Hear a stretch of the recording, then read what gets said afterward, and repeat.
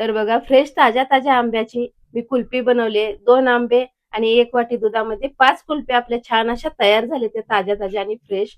तर ही ह्याच सीझनमध्ये आपल्याला आंब्याची कुल्फी खायला मिळते. बाहेरच्या सारखी मस्त अशी क्रेमी कुल्फी घरच्या घरी मी बनवून घेतलेली आहे. नमस्कार, मी प्रमिला झांबे. तर आज बनवूया आपण आंब्याची कुल्फी. तर इथं मी 2 आंब्याचा गर काढून घेतलेला आहे. थोडीशी साखर घेतली, काजू आणि बदाम घेतलेले, 1 वाटी दूध घेतलेलं आहे. तर आपण अगोदर ही दूध आटवून घेऊया थोडंसं. त्याला घट्टपणा यायला पाहिजे थोडं.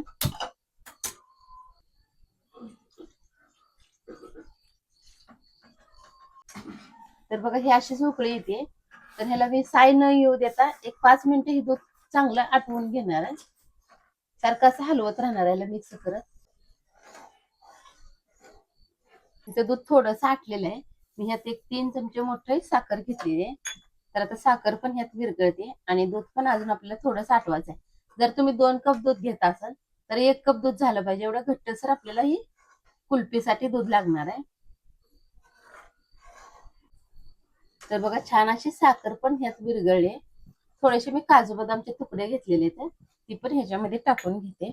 आणि थोडासा पिवळा कलर घेतलेला आहे, ते कलर पण ह्या दुधामध्ये टाकून घेतलेला आहे.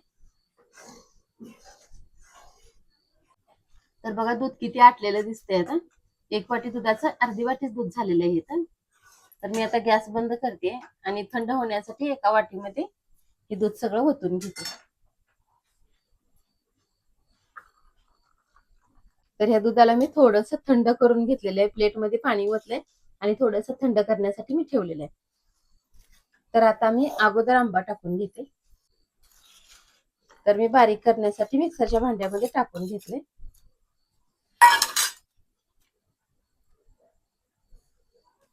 आता ह्यात ही सगळं दूध मी ओतून घेते.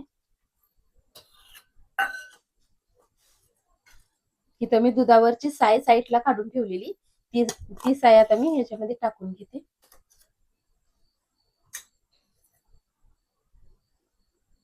तर आता मी ह्याला बारीक करून घेते. तर बघा छान असं बारीक करून घेतलेलं आहे मी. तर इथे कुल्फीचं भांड घेतलेलं आहे, त्या भांड्यामध्ये ओतून घेते.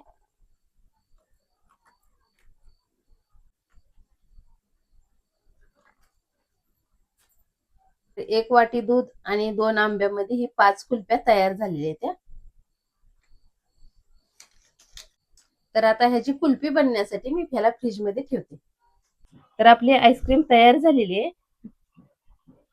मी आता काढून घेते. तर बघा आपली आईस्क्रीम किती छान असं बाहेरच्या सारखी कुल्फी दिसायला लागली. तर आज मस्तपैकी मी आंब्याची कुल्फी बनवून घेतलेली आहे. तुम्ही हे करून बघा. माझा व्हिडिओ आवडला तर नक्कीच लाईक करा, सबस्क्राईब करा. फेसबुकवर बघत असाल तर फॉलो करा.